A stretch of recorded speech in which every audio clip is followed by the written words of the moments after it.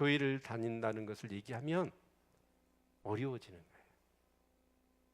그러다 보니까 많은 경우 교회 다니는 것을 부끄러워하는 경우들이 많아지는 것 같아요. 어째 우리 여러분은 교회, 우리 성도님들은 교회 다니시는데 교회는 다 교회 다닌 줄 예수 믿은 줄 알지요. 근데 여러분이 알고 있는 세상 사람들이 전부 다 예수 믿는 줄 아시나요? 네. 아는 정도가 아니라 내가 예수 믿는 것을 어떻게 해요? 복음을 부끄러워하지 않는다는 말은 뭔 말이냐면 복음을 자랑한다는 뜻이잖아요. 예수님을 자랑하세요? 네. 자랑할 수 있기를 바랍니다. 근데 한번 생각해 보셔야 돼요. 사도 바울이 로마서 1장 16절에 말씀을 보면 내가 복음을 부끄러워하지 아니한다. 근데 내가 복음을, 나하고 복음을 연결시키고 있어요. 그 말은 뭔 말이냐면 예수님과 나와의 상관관계를 얘기하는 거죠. 그럼 예수님과 나하고는 무슨 관계가 있을까요? 그래서 사도 바울은 로마서 16장 25절에 나의 복음이라고 얘기해요. 예수님의 복음을 나의 복음으로 얘기를 해요. 그러니까 사도 바울은 자기하고 복음을 뗄래야 뗄 수가 없는 거예요. 그 예수님과 자신을. 그러면 그 예수님은 나에게 어떤 일을 하셨죠? 나하고의 어떤 관계가 있죠? 사도 바울은 원래 처음에 예수 믿는 것을 지독하게 싫어했잖아요. 그렇죠? 왜냐하면 그들은 유대교라고 하는 신앙의 바탕위에서 하나님의 말씀을 붙들고 하나님을 섬기며 살았단 말이에요. 근데 어느 날 예수라는 젊은 청년이 나와서 하나님 믿는 사람들을 많이 그쪽으로 데려가 버리는 거예요. 그래서 들리는 얘기, 자기의 신앙으로 생각해 볼 때는 이 예수라는 사람은 오늘로 얘기하면 이단 사입이에요. 이단 사입이 개수가 나타나가지고 자기가 하나님이라고 얘기하면서 사람들을 미혹하고 그 이단을 일으켜가지고 하나님 믿는 사람을 다 그걸로 데려가 버리니까 아주 나쁜 사람이고 예수를 쫓는 사람은 바보 멍충이에요. 저런 이단에 속아가지고 거기에 빠져드는 모습을 보니까 하나님에 대한 열심히 있었던 사도 바울의 입장에서는 그것을 견딜 수가 없었어. 그래서 속에서 막 분노가 치밀어 올라. 그래서 예수를 믿는 사람은 어때요? 막 잡아서 감옥에 가두고 때리고 심지어는 예수 믿는 사람을 죽이는 일에 가담도 했던 사람이에요. 그런데 이 사도 바울이 그래서 이제 그렇게 막 예수 믿는 사람을 핍박하고 그러는 자 예수님 십자가에 못 박혀 죽으시잖아요. 그러니까 이제 사도 바울은 잘 됐다. 이단의 개수가 이제 사라졌으니까 저 예수를 쫓는 사람들은 다 흩어지겠구나 생각을 했어요. 그래서 오늘날 저 다메섹에 예수 믿는 사람이 또 있다고 그래서 아니 그 이단의 개수가 죽었는데도 이 바보들이 예수를 쫓네? 라고는 체포영장을 발부를 받아가지고 그 다메섹까지 그 사람을 잡으러 가던 도중에 아니 사울아 사울아 네가 왜 나를 핍박하느냐? 라는 음성이 들려요. 갑자기 캄캄해지면서 그래서 그 음성이 들려서 엎드립니다. 주여 니시옵니까? 그랬더니 나는 네가 핍박하는 예수라 그러는 거예요. 아니 예수가 죽었는데 그 예수님이 살아나셔서 사도 바울을 만나신 거예요. 그 부활하신 주님을 만난 순간 사도 바울은 엄청난 충격을 받은 겁니다. 아니 어떻게 죽었는데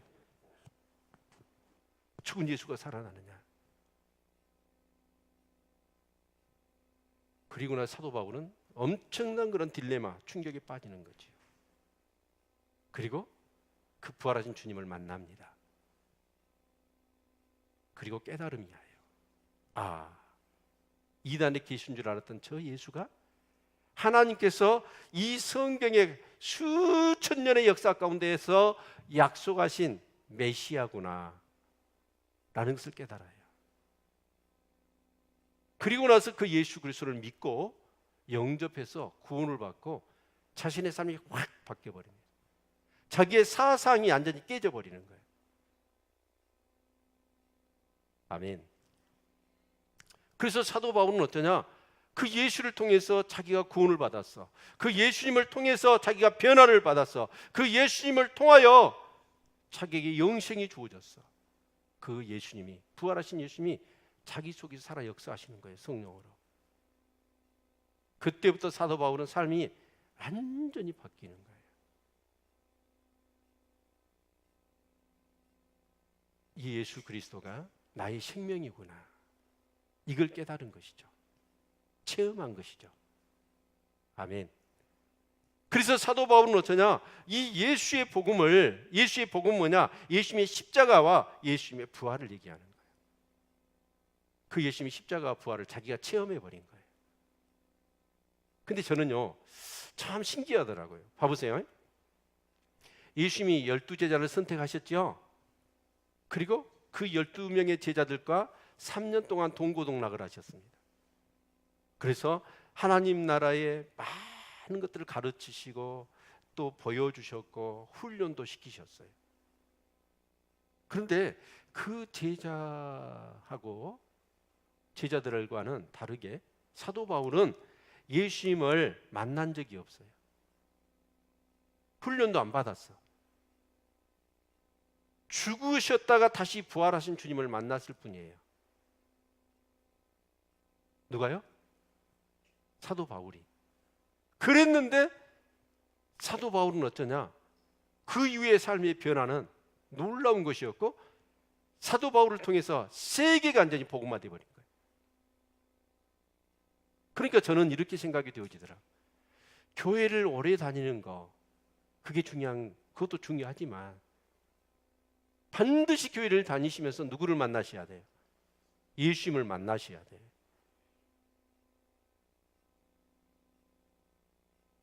교회만 오래 다닌다고 해서 신앙생활을 잘할 수 있는 게 아니고, 진짜 교회를 다니시면서 나를 위하여 십자가에 죽으셨다가 나에게 영원한 생명을 주시기 위해 다시 부활하신 주님을 만나셔야 돼요.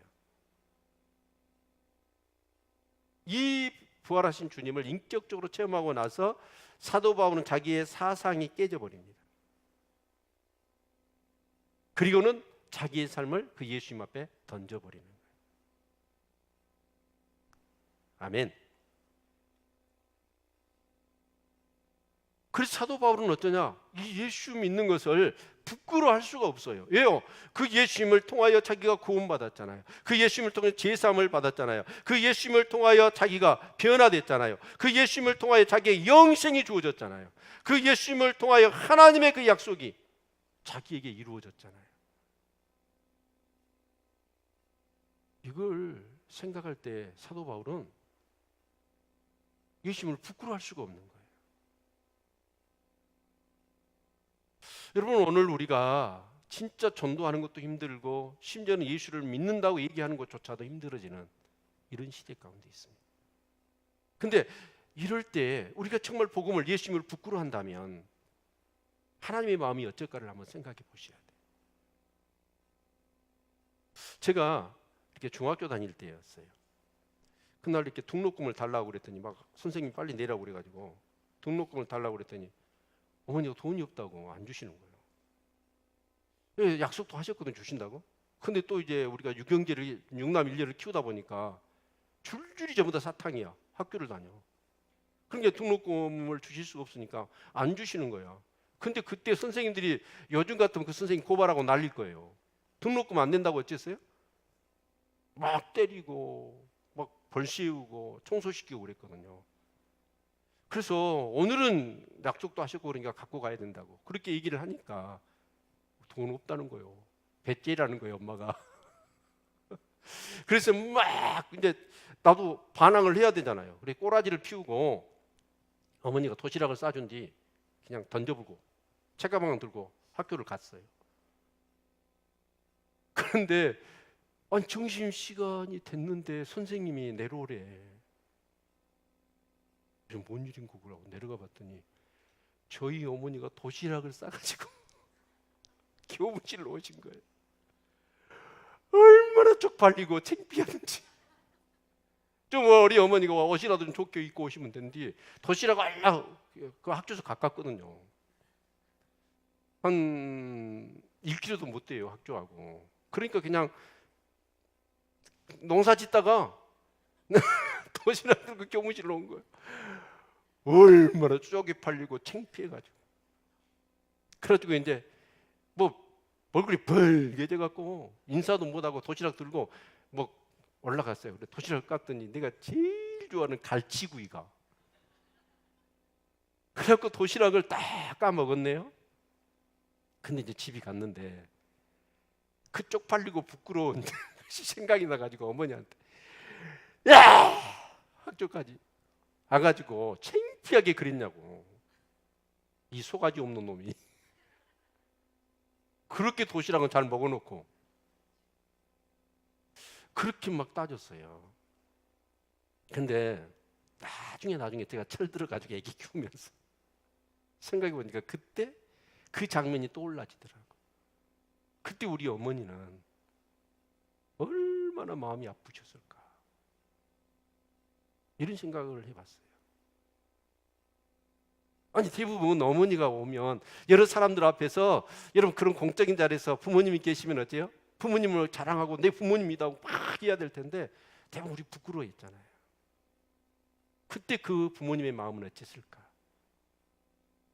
근데 하나님 아버지가 그 아들 예수를 이 땅에 보내셔서 우리 대신 진짜 죽게 하시고 우리에게 영원한 생명을 주시기 위해서 부활하게 하셨는데, 그것을 통해서 내가 구원받은 것이 사실이고 영생을 얻은 것이 사실이고 내가 변화된 것이 사실이라면, 내 삶 가운데 그 복음의 능력이 있다는 것을, 그것을 경험했다면 어떻게 그 예수를 부끄러워할 수 있겠느냐는 거예요. 그때 만약 우리가 복음을 부끄러워하면 내 어머니가 진짜 창피하고 쪽팔리게 뭐 때문에 도시락 싸가지고 그거 함께 굶으면 되는데 그렇게 오셔가지고 아들 부끄럽게 하냐고. 이 얘기를 아들한테 들었을 때 어머니의 아픔, 그것보다도 하나님의 아픔은 훨씬 더 컸을 거란 생각이 들어요.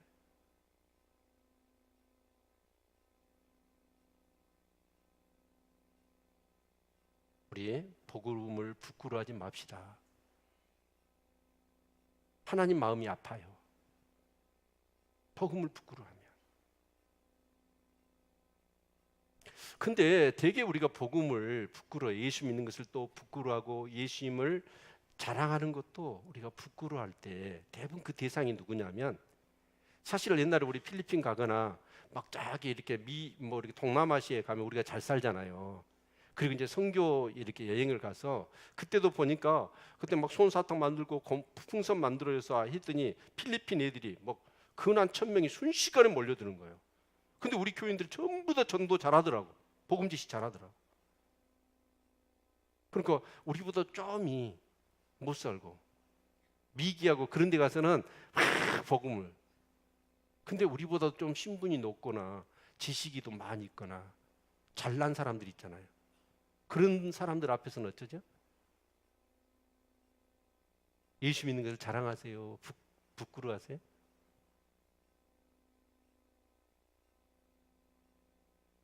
사도행전 17장 18절의 말씀을 보면 그건 띄워줄 수 있죠? 네? 자, 그럼 제가 설명을 할게요. 거기에 이제 아테네 사역이에요.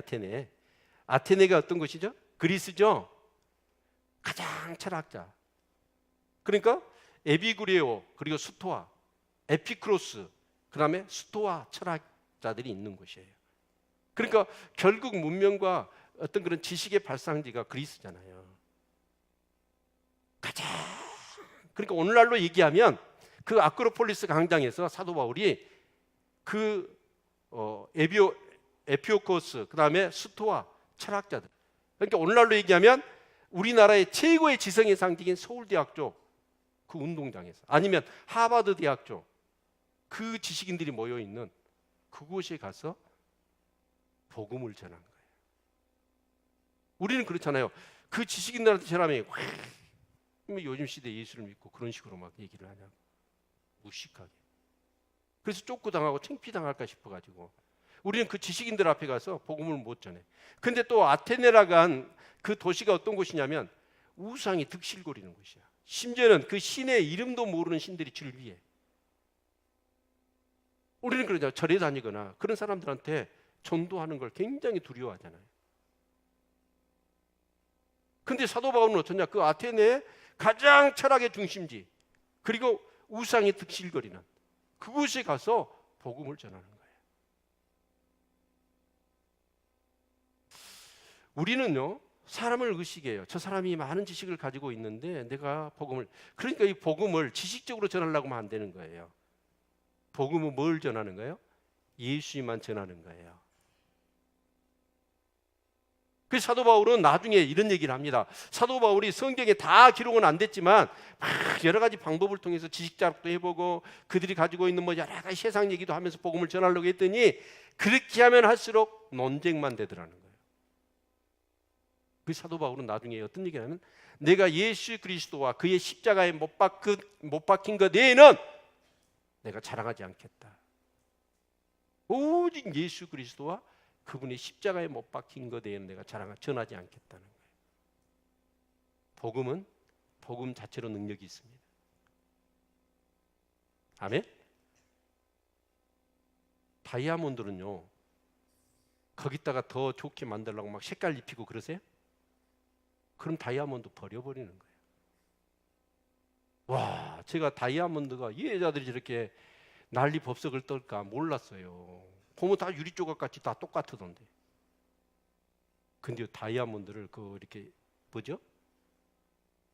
그 뭐 있어요, 그거 보는 거. 그 오색 찬란한 빛이요, 그거 보니까 보이더만. 다이아몬드는 다이아몬드 자체로 가치가 있는 거예요. 거기다 뭘 꾸미고 색을 바르고 치장할 필요가 없는 거예요. 복음은 복음 자체적으로 능력이 있습니다. 그래서 우리는 어째요? 오직 예수 그리스도를 전해야 됩니다. 아멘. 사실은 예수 그리스도를 전할 때요, 우리가 이제 뭐 전도하자고 해가지고 이제 간증 얘기도 이렇게 많이 하고 그렇죠. 간증 예수 그리스도를 통해 내가 변화된 삶을 얘기하는 것이니까. 근데 정말 우리는 그렇습니다. 복음을 전할 때 세상 사람들이 어쩌죠? 힘들어할 거예요. 예요? 진짜 복음을 전하면. 예요? 그 복음은 예수님은 무엇 때문에 죽으셨어요? 우리 죄와 죄로 인한 저주 때문에 죽으신 거죠. 그러니까 복음을 전하면 사람들이 고린도후서에 9장에 있는 것처럼 괴로워요. 근심이 있어요. 근심. 그러니까 사람들이 거부를 하는 거예요. 근데 우리가 한번 생각해 봅시다. 우리 아이가 늦잠을 자고 있네. 학교는 가야 되는데. 그럼 어쩌죠? 일어나라 해가지고 몇 번에도 안 일어나면 어쩌죠? 들어가서 이불 착 걷어버리고 커튼 착 열어버리죠? 그럼 애들이 어떻게 그래요? 반응이? 에이씨 그러면서 막 일어나잖아요. 그대로 놔놓으면 여러분 지각하고 학교도 못 가.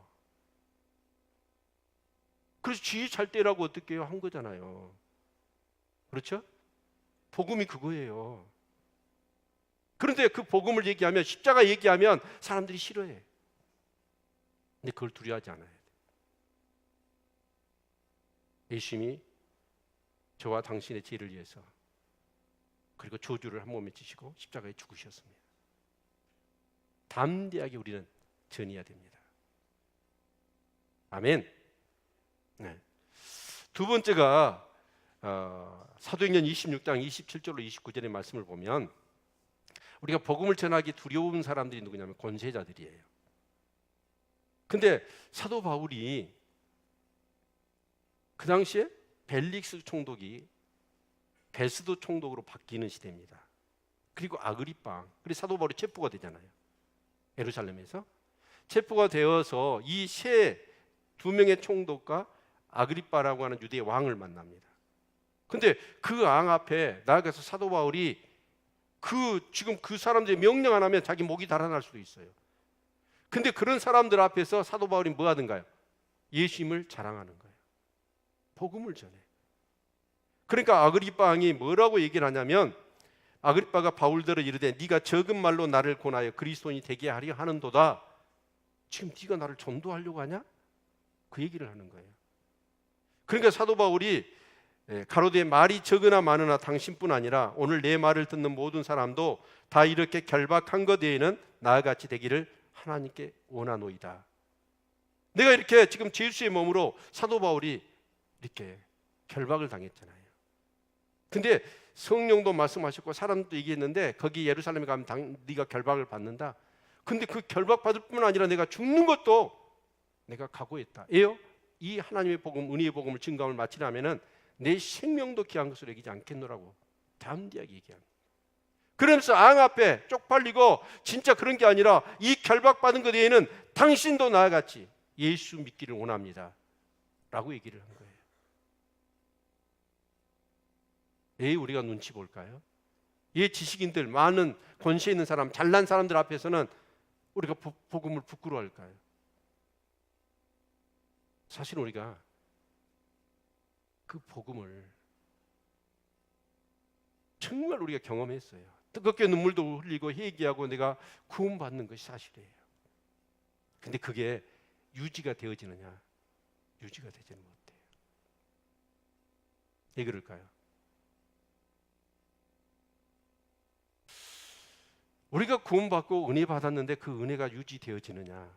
구원의 감격이 계속 유지되어지느냐? 안 되는 거예요. 그러니까 맨날 첫사랑 타령만 하는 거예요. 근데 그 구원의 감격이 내 안에서 더 넘치기 위해서는 어떻게 해야 될까요? 제가 볼 때는 사도 바울도 다메섹도에서 부활한 주님을 만나서 자기 사상이 깨졌어. 근데 자기 육은 살아있어. 그 사도 바울이 복음을 전하지 않았다면 그 은혜는요 오래 못 갑니다. 이 사도 바울은 어째요? 진짜 그 부르심을 따라서 어쩌냐? 복음을 전하는 거예요. 복음을 전하다 보니까 나한테 일어났던 복음의 사건, 그게 다른 사람한테 막 일어나는 거예요. 또 다른 사람에게 막 일어나는 거예요. 이 도시 저 도시 이 나라 이 민족 저 민족으로 옮겨 다닐 때마다 오히려 자기가 경험한 그 구원의 감격과 주님을 만났던 은혜보다 더 놀라운 일들이 자기 사역 통해서 일어나는 거예요. 근데 이것을 사도 바울이 경험하고 나니까 너무너무 좋은 거예요. 제 또래의 목사님들이 대부분 이제 막 자식들을 결혼을 시키더라. 그리고 결혼시켜서 손주들을 낳는가 봐요. 요즘 핸드폰으로 손주들이 막, 이번에 어떤 목사님은 이제 애가 커가지고 아빠가 아이들 자동차 있지요. 자동차를 타고 있고 얘가 뒤에서 밀어. 근데 얘가 인자 돌 지났어. 지 걸음도 잘 못한 것이 뒤에 자꾸 막 미니까 신기하게 가더라고. 그것을 찍고 엄마는 옆에서 깔깔거리고 아빠도 막 헤벨레 해가지고, 근데 그걸 찍어가지고 카톡으로 할아버지한테 보냈는데 할아버지 목사님 그걸 보고 키득키득키득 막 웃고 난리를 치고 있는 거야. 그래서 뭐냐고 그랬더니 자기 손주고 이것 좀 보라고. 그래서 내가 5만 원 주라고 그랬어. 앞으로 손주 자랑하려면 5만 원씩 내놔야 된다고. 근데 그분이 하는 얘기가 뭐냐면, 목사님 들어봐 그러더라고. 뭐요 그랬더니, 내가 아기를 낳아서 키운 것보다도 내 손주들이 더 그렇게 이쁘대요. 에? 그걸 뭐라고 그래요? 내리사랑이요. 아시네, 잘 아시네. 진짜 우리도 뭐냐면 이 복음이라는 게 생명이에요. 그래서 내가 구원받은 감격과 은혜보다도 더 큰 게 뭐냐면, 나를 통해 또 다른 사람이 구원을 받고, 또 다른 사람이 구원을 받고, 나에게 일어났던 복음의 은혜가 삶을 변화시키고, 이것을 경험하는 게 그렇게 좋은 거예요.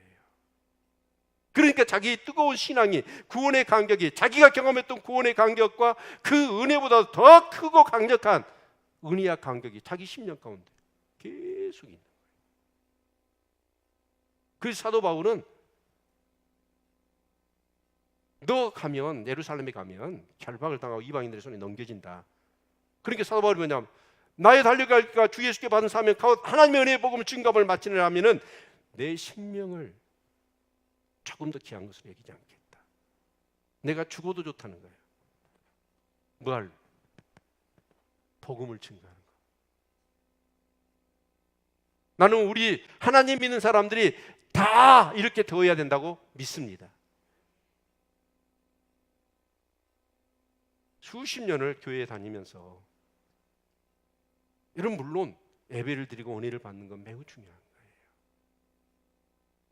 그러나 진짜로 내가 복음의 능력들을 경험하고 그 은혜의 감격과 그 은혜가 차고 넘치고 진짜 예수님만 생각하면 너무나 기쁘고 행복해지는 건 언제 가능하냐면 생명을 낳아서 생명을 키워서 복음의 능력으로 그 사람을 전도하다가 모멸도 당하고 핍박도 당하고 무시도 당해보고 그 사람을 전도해서 양육하려고 그 사람을 섬기다 보니까 상처도 당하고 그래서 서럽고 힘들어서 하나님 앞에 팍 눈물로 부르짖고 이게 되어야 돼요. 그래야 복음이 복음되어집니다. 절대 그것이 안 되죠. 그래서 우리 주일학교 아이들도 중고등부 아이들도 일주일에 한 번 예배드리고 그 아이들의 신앙을 그리고 그 다음 세대는 진짜 하나님 섬기기가 더 어려울 텐데 그 복음의 생명과 능력을 경험시키지 않으면 아이들의 신앙은 소망이 없습니다. 근데 아이들뿐만이 아니고 우리 교인들도 내가 전도해서 그 사람을 양육시켜야 돼요. 이게 되어져야 됩니다. 아멘. 하나님의 내리사랑에 그 은혜가 얼마나 큰지를 내가 경험해야 돼요. 근데 우리가 교회를 다녀도 물론 교회에 여러 가지 사역들은 여러분이 감당합니다. 뭐 식당 봉사도 있고 예배 뭐 봉사도 있고 찬양단 여러 가지 사역들을 하지만 그것을 통해서 우리가 은혜를 받을 수는 있어요. 그런데 복음이라는 건 그런 은혜가 아니에요. 생명의 은혜를 받으셔야 돼요. 아, 정말 나를 이렇게 사용하시려고 이런 놀라운 일들을 위해서 나를 부르셨구나. 이걸 경험해야 돼요. 그렇지 않으면 대개가 교회 신앙생활 하면서 찌그락 서로 그러다가 상처받고 시험 들고 그러기 십상입니다. 오산고등학교에 전재현 교장 선생님이 계십니다. 근데 그분이 상암사관학교 교장 선생님이고 믿음이 좋으신 장로님이에요. 그러니 이제 나이 드셔서 이제 그 오산고등학교 교장으로 가셨는데 그 학교가 이렇게 남녀 공학이에요. 공학인데 고등학생들이 막 자살을 하려고 하는 애들이 많아요. 그래서 그 애들을 교장 선생님이 만나가지고 권면도 해보고 또 위로도 해보고 별 방법을 다 해봤는데 애들이 자살을 여러 번 시도를 하는 거예요. 특히 여학생들이. 그래서 이 교장 선생님이 정말 기도를 하면서 이 아이들에게 뭔가 살아야 될 이유와 소망을 좀 안겨주고 싶은데 피워보지도 못한 이 아이들이 젊은 때 이 학생 시절에 죽음을 생각하고 있는 거예요. 그래서 기도하다가 하나님이 지혜를 주셔가지고 이 6명의 아이들을 데리고 정신지체아들이 있는 그곳에 봉사활동을 갑니다. 그러니까 이제 교장 선생님이 막 이끌고 가니까 아이들이 투덜거리고 불평도 하고 그러는 거예요. 첫날 같이 이제 선생님, 교장 선생님이 막 봉사를 하면서 이렇게 하는데 아이들이 막 실룩거리면서 불평을 해요. 근데 이틀이 지났는데 애들이 눈빛이 그 뭔가 그 불평과 살기에 가까운 어떤 눈들이 싹 그 기운이 빠지는 걸 느껴요.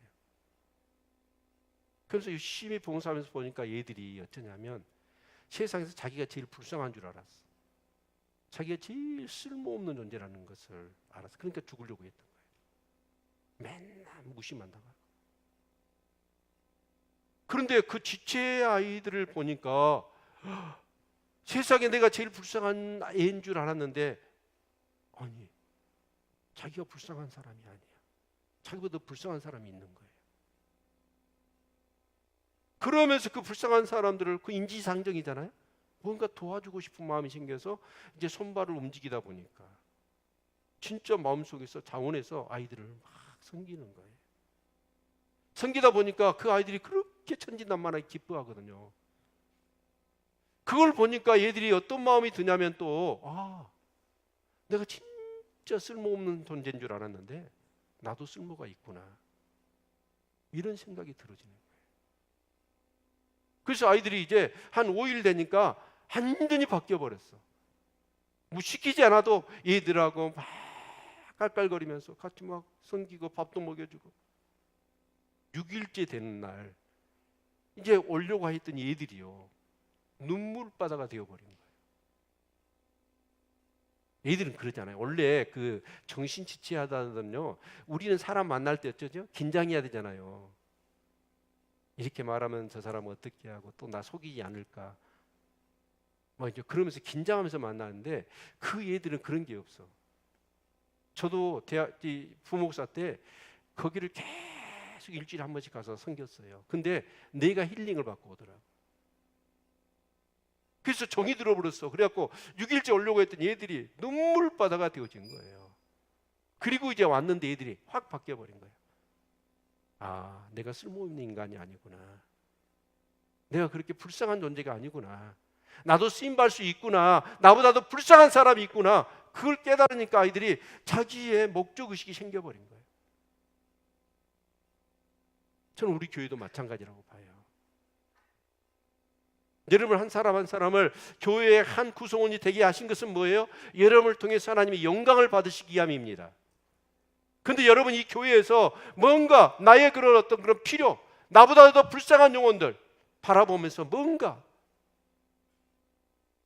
그럴 때 저는 이 교회가 여러분에게 굉장한 삶의 에너지를 줄 수 있고 여러분의 존재 가치를 확 드러낼 수 있는 모든 그런 장이 될 수 있다고 저는 믿습니다. 아멘. 나는 왜 이래? 정말 나는 쓸모가 없어. 아니에요. 하나님은 우리 성도들 한 사람 한 사람을 통해 하나님 나라가 확장되기를 원합니다. 교회가 부흥되기를 원합니다. 영혼들을 구원하고 그 심령을 세우기를 원하십니다. 아멘. 그래서 우리 다른 데 벗어나지 말고 이게 준비가 안 돼가지고 로마서 1장 1절을 한번 보죠. 오늘 본문에 해당되어지는 로마서 1장 1절 같이 한번 읽어볼까요? 시작.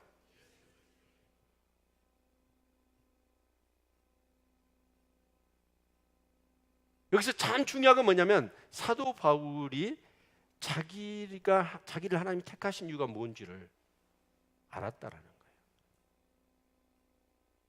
예수 믿는 사람은 핍박하고 예수를 이단에 계수를 하는데 그 부활하신 주님이 나를 만나주신 이유가 뭐냐? 아, 하나님의 복음을 위해서 영혼들을 구원하라고 나를 택해 주셨구나, 이걸 깨닫게 된 거예요. 아멘. 그러면 사도 바울만 그랬을까요? 아니에요. 7절을 같이 한번 읽어볼까요? 7절 같이 읽습니다. 시작. 로마에서 하나님의 사랑하심을 입고 성도로 부르심을 입은 모든 자에게 하나님 우리 아버지와 주 예수 그리스도로 쫓아 은혜와 평강이 있기를 원하노라. 그러니까 자기뿐만 아니라 로마에 있는 모든 하나님의 사랑하심을 입은 성도로 부르심을 입은 모든 자들도 동일하게 뭐가 있다? 이 복음을 자랑해야 될 사명이 있다라는 거예요. 아멘. 정말 우리 여기 계신 분들이 우리 교회가 부흥하기를 원하시죠? 부흥하기를 원치 않는 사람 저기 축성함으로 가셔. 부흥하기를 원하시죠? 또 여러분이 어차피 신앙생활 할 거 믿음이 좋기를 원하시죠? 여러분 그렇다면 진짜 여러분이 뭘 하셔야 하냐면 복음을 부끄러워하지 아니하고 자랑하시기를 바랍니다. 오늘 이 시간 우리 성도님이 딱 한 마음을 가지고 복음을 자랑하기 시작하면 제가 장담하건대 올 안에 이 빈자리 다 채워지고 남습니다. 아니 진짜 우리 한번 도전했으면 좋겠어. 뭐 3달밖에 안 남았지, 3달도 못 남았잖아요. 그런데 진짜 우리 성도들이 복음을 부끄러워하지 아니하고 복음을 자랑하기 시작하면 이 자리 채워지고 남아요. 할 수 있겠습니까? 아니, 그 주님이 나한테 어떤 분이셔요? 그 주님을 부끄러워하면 안 돼요. 자랑해야 됩니다. 아멘. 그래서 근데 우리가 이 복음을 자랑해야 될 이유가 뭐냐면 사도행전 4장 12절에 보니까 다른 이로서는 구원을 얻을 수 없나니 천하 인간의 구원 얻을 만한 다른 이름을 주신 적이 있어요, 없어요? 없어요. 오직 예수 그리스도를 믿어야만이 구원받는 거예요. 만약에 예수 그리스도를 통하지 않고도 구원받을 수 있다면 우리 기독교가 이렇게 배타적이어서는 안 돼요. 다른 종교 인정하지 않잖아요. 그것이 세상 사람들한테 불평과 원망이에요. 왜 너희는 너희밖에 모르느냐. 그런데 어쩔 거요. 하나님이 우리를 구원하실 수 있는 방법의 그 길은 오직 한 길 예수밖에 허락 안 하셨는데. 그래서 우리는 어째요? 네, 믿음을 위해서도 생명을 바쳐야 돼요. 왜요? 그 예수를 믿어야만이 천국 가니까. 그래서 우리 금요 철화 때 그 울산대학교 법학과 교수 이종훈 교수 강의 들었잖아요. 좀 금요 철화 좀 나오시고 그러셔. 네? 근데 그 철화 이종훈 교수가 자연법을 연구하러 에딘버러 영국에 건너갔어요. 법학자니까. 근데 이분이 자연법을 연구하러 갔다가 언약 교도들, 그게 그 감옥이 있는데 그 감옥이 1,500명이 이렇게 가둬놓은 감옥이에요. 근데 그 감옥이 어쩌냐? 다 천장이랑 다 터져가지고 도망갈 수 있어. 근데 막 비가 오고 막 그런데도 불구하고 이 언약 교도들이 도망을 안 가는 거예요. 그리고 1,500명이 다 죽어. 그래서 그 감옥 철장문을 뒤로 하면서 거기를 떠날 수가 없더래. 계속 질문이 드는 게 뭐냐면 어떻게 도대체 무엇 때문에 하나뿐인 그 생명 살 수도 있는데 도망도 안 가고 다 스스로 죽기를 작정하고 그렇게 다 죽었느냐는 거야. 도저히 그 자리를 그 답을 얻기 전에 떠날 수가 없을 것 같아서. 그래서 결론을 거기서 기도하는 중에 얻은 거예요. 그 언약교도들은 어쩌냐? 몇 년 더 살겠다라고 이 자리를 주님을 부인하고 벗어나면 천국이 없어요. 그래서 차라리 오늘 죽더라도 저 천국에 가고 싶어서 언약교도는 거기서 신앙을 부인하지 않고 다 죽은 거예요. 여러분, 천국과 지옥이 있습니다.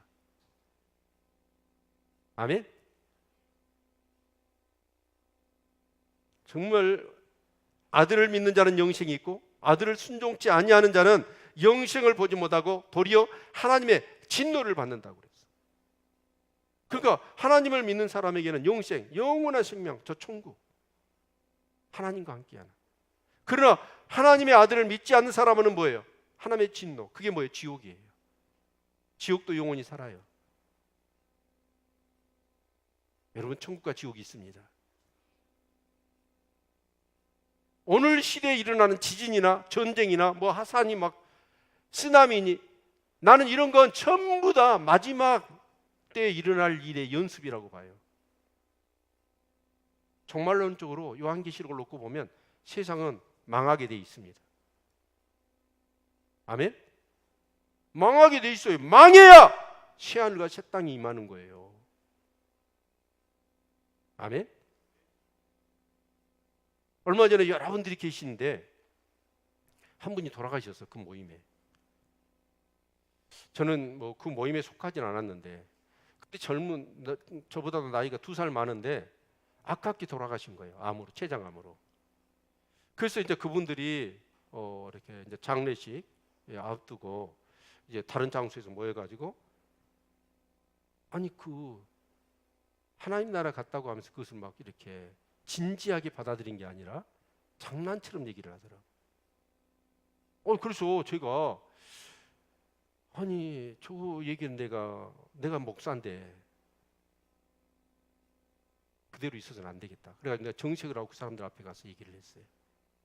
지금 다른 사람의 죽음에 대해서 이렇게 우리가 천국 지옥을 가볍게 얘기하고 농담처럼 얘기를 하시는데, 만약에 한번 생각해 봅시다. 내가 죽었는데 딱 죽어서 맞이한 세상이 지옥이라고 하면 우리가 이렇게 가볍게 농담처럼 얘기할 수 있겠습니까?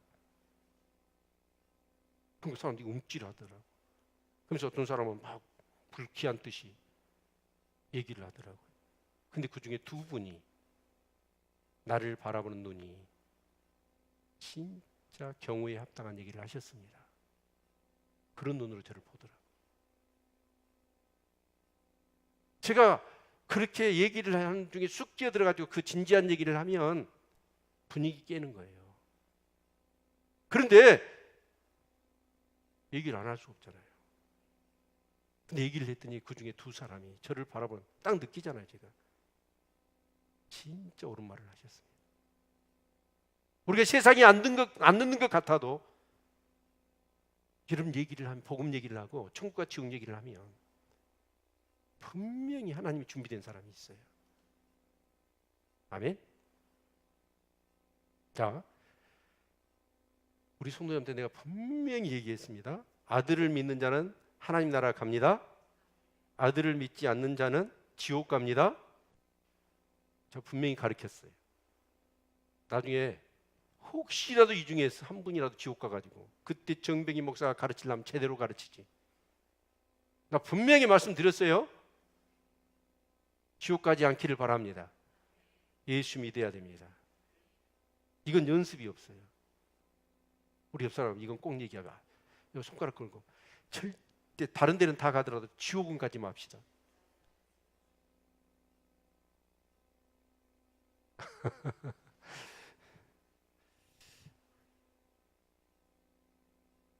근데 이 고린도후서 5장 13절에 보니까 사도 바울은 뭐라고 얘기하냐면 이렇게 얘기합니다. 사도 바울이 우리가 만일 미쳐서도 하나님을 위한 것이요 만일 정신이 온전하여도 너희를 위한 것이니. 그래서 사도 바울은 뭐라고 그러냐면 자기가 복음에 미쳤다고 얘기해요. 다른 사람도 사도 바울은 예수에 미친 사람이에요.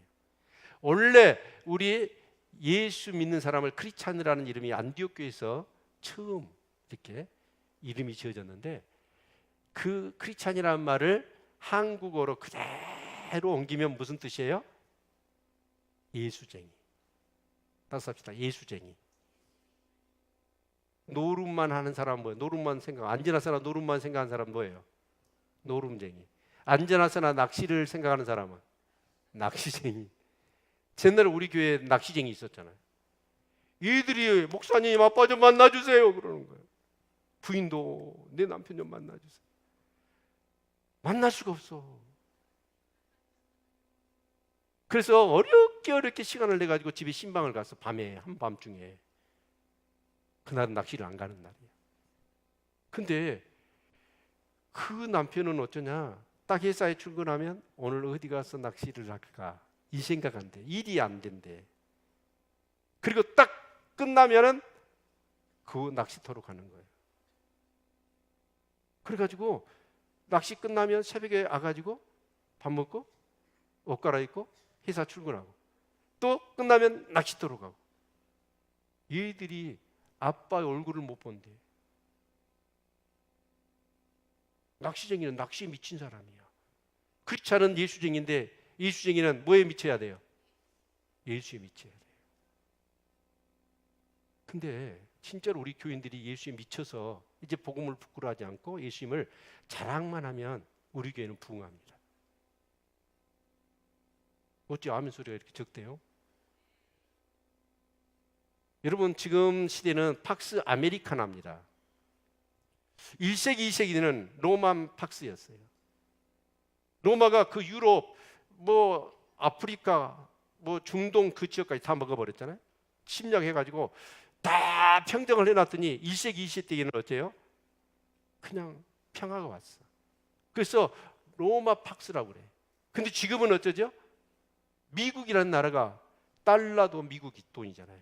그리고 그 무기 군사력을 가지고 나토니 뭐 일본의 세계 곳곳에 군사력을 다 깔아놨어. 그래서 지금 팍스 아메리카나예요. 미국 세상이에요, 사실 어떻게 보면. 그래서 미국의 이 힘은요 절대적입니다. 근데 그런 미국이 예교적으로 그 나라에 못 들어가는 나라가 있어. 대사관이 없는 나라. 북한. 아니, 북한도 그러지만 몇 개 나라가 있어요.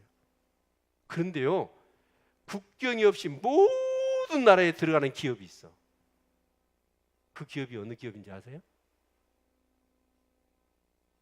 코카콜라예요. 뭐라고요? 그러니까 옛날에 그 TV 선전인데 코카콜라를 어때요? 그 국경선에서 서로 보초를 쓰면서 나눠 먹으시잖아. 서로 원수가 돼가지고 싸우면서. 그런데 이 코카콜라가 그 브랜드의 그 가치가 얼마냐? 8조 달러더라. 8조 달러면 어느 정도 되죠?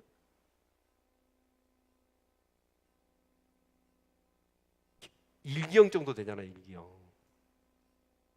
그런데 그 한 사람이, 그 사장이 어떤 사람이냐면 한마디로 얘기하면 코카콜라에 미친 사람이에요.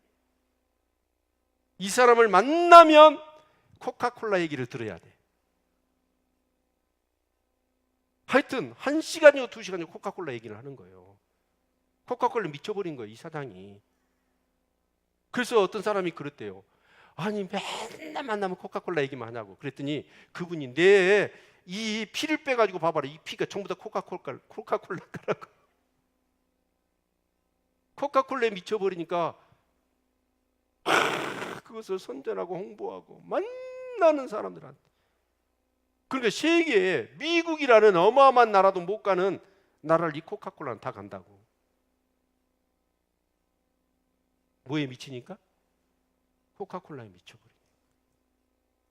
근데 진짜로 우리 성도님들이 예수에 미쳐서 예수님을 부끄러워하지 않냐고 예수님을 자랑하기 시작하면 어떻게 되겠어요? 엄청난 역사가 일어나는 거예요. 아니 근데 한번 생각해 보시오. 여러분 예수님을 진짜 부끄러워해야 돼요? 자랑해야 돼요?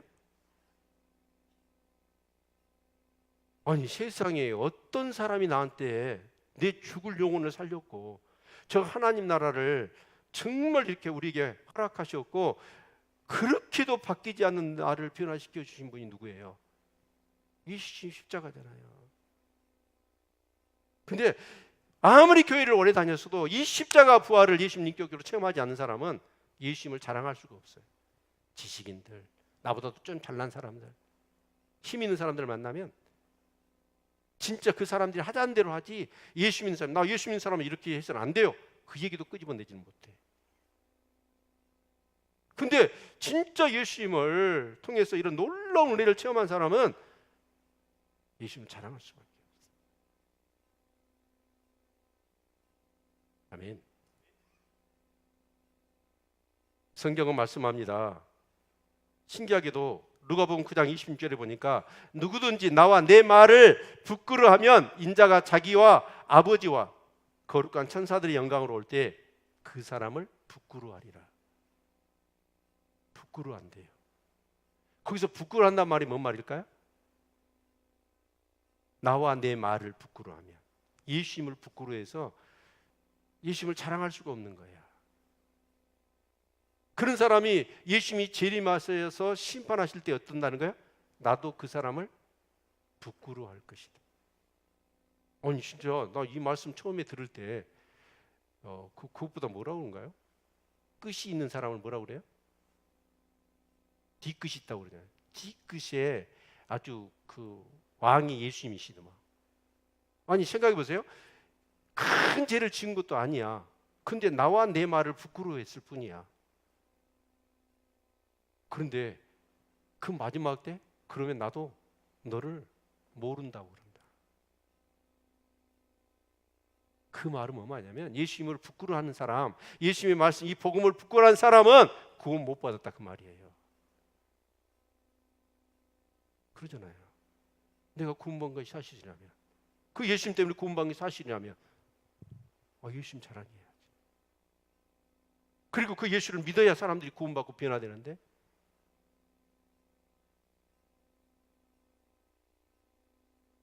여러분 부끄러워하지 맙시다. 자랑합시다. 처음 하기 어려워요. 뭐든지 처음 할 때는 어려워요. 막 사람 눈치 봐야 되고 체면 차려야 되고 또 무시도 당할 것 같고, 그리고 또 무시도 당해. 근데 여러분 자꾸 하면요 자연스러워져요. 그렇죠? 아멘. 네, 자랑합시다. 네, 우리 옆 사람 예수님 자랑합시다. 예수쟁이 됩시다. 여러분 그렇게 해야 내 안에 계신 성령님이, 그리스도의 영이 내 안에 계시잖아요. 내 안에서 생명을 발산하시는 거야. 내 안에 기쁨을 주시는 거야. 해야 될 일을 하니까. 그래서 부득불할 힘이라. 내가 복음을 전하지 않으면 내게 하가 임할 것이라고 말씀하셨어요. 어떤 하가 임할까요? 예수 안전해 보세요. 여러분 받은 은혜 다 소멸해 버립니다. 구원의 감격, 받았던 은혜 다 쏟아버립니다. 교회는 문을 닫아야 합니다. 막 벼락을 칠까요? 복음 안 전한다고? 아니에요. 영이 죽어버려.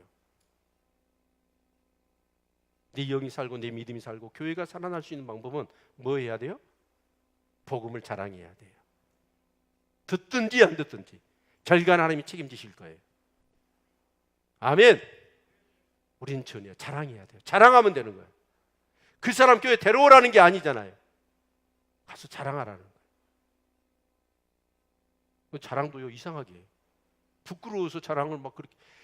진짜 그 충장로에 제가 다닐 때 그 니아카에 있다가 그 가짜 보석들 파는 사람들 보면 가짜를 진짜같이 팔아불더라고. 말을 막 얼마나 잘해가지고. 근데 우린 진짜를 가짜같이 팔아. 진짜로요. 자랑합시다. 우리 옆 사람하고 손가락 다시 한번 걸고, 네, 오늘 이후로 예수만 자랑합시다. 처음 하기가 어렵습니다. 근데 이제 계속 하면 인사말처럼 처음 만날 때 예수 믿으세요 얘기가 나와야 돼. 자연스럽게. 그게 예수쟁이에요. 기도할까요?